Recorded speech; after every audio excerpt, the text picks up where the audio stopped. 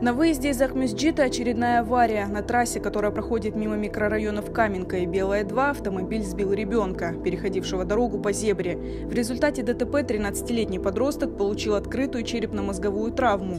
Ему повезло, в этот момент мимо проезжала карета скорой помощи. Пострадавшего после оказания первой медицинской помощи сразу отвезли в больницу.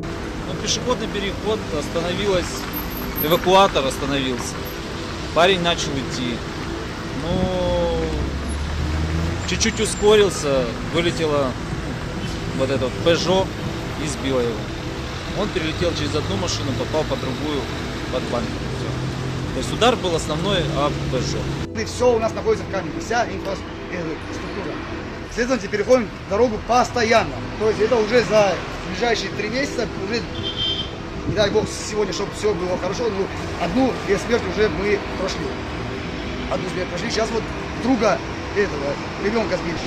Влечет к этому всему, мне кажется, как мое субъективное мнение, это нерегулируемый пешеходный переход. Нерегулируемый. То есть стоит на высоте 6 метров оранжевая лампа, постоянно и это моргающая.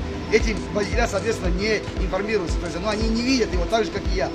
Переходим дорогу ежедневно мы с женой. И каждый поход через эту дорогу сопровождается слезами. Я сказал, возьми какой-то большой предмет, в руки подними его наверх, флажок, красный как пионерского лагеря, чтобы привлечь внимание этих водителей.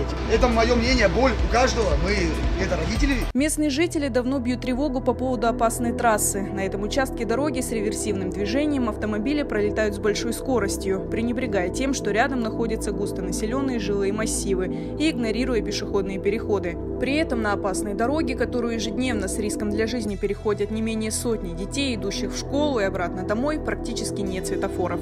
2 из них только недавно были установлены у Стеллы при въезде в микрорайоны в 500 метрах от сегодняшней аварии. И только после того, как месяц назад на этом участке трассы был сбит насмерть 14-летний подросток.